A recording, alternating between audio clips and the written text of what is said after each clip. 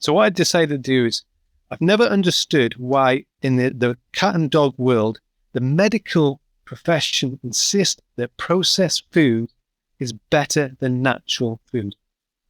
I just don't get it. Because if you went to your doctor, Stone, and you said, and he asked you what you eat, they never do. They never ask you what you put in your mouth.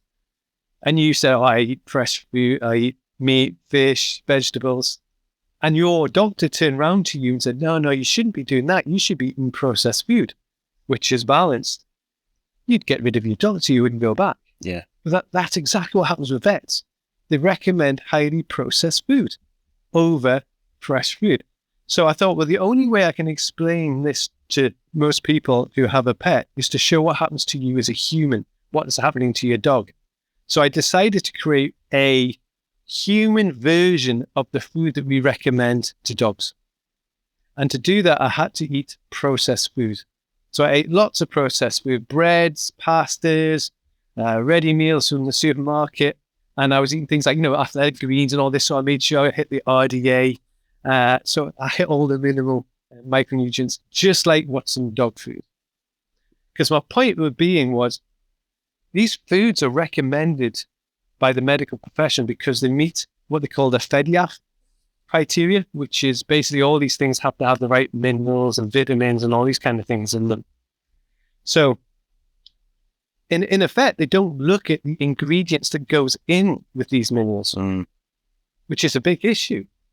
Because in effect, and I jokingly put there, that I could get a bag of sand and I could get a mix of FEDIA and minerals and stuff and mix it together. In effect, it could pass the FEDIA approval because it's got the minerals and the vitamins and everything. So they don't look at the actual ingredients that's going in with those minerals. Right. Yeah. So I wanted to prove the same. And what happened was when I did it to myself, I put 2 stone on in 2 months. Did you? So you were hitting kind of minimum nutritional standards, but that's all you were hitting.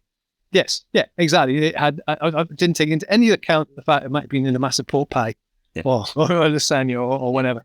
So that was how I could prove that what happens to the body. And then I measured it through the Oura Ring and a whole heap of other, just to show you what's happened to my body. Yeah, I saw on the blog you wrote, you had kind of various Oura graphics and I mean, it's great. It's really fascinating.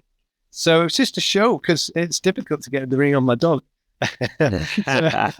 So I just wanted to show what was happening internally and externally, because often you get the people saying, I feed my dog dry dog food and they look good. Well, I know lots of people who smoke who also look good until they don't.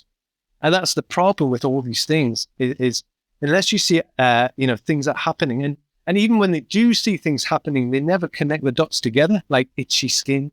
We get it on ourselves. And I showed that in my blog post that I started to get dry skin on my body, which I've not had for years when I started eating the processed food. And it's exactly one of the biggest things that dogs get is itchy skin. Over 50% of dogs in the UK are obese.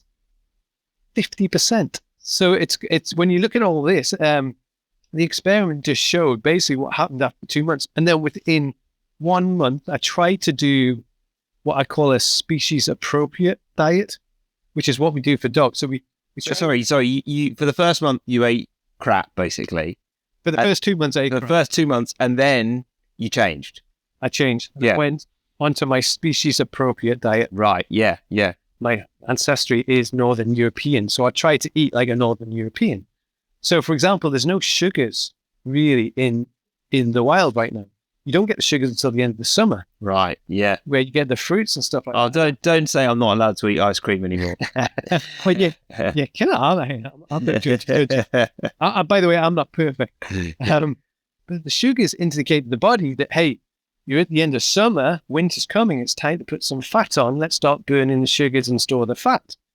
And the problem when you're eating carbohydrates and especially in kibble, because that's how they make the kibble, is using a lot of carbohydrates, is it's saying to the body, hey, you're at the end of the summer, let's store fat, let's store fat, let's store fat, let's store fat, rather than eating seasonally.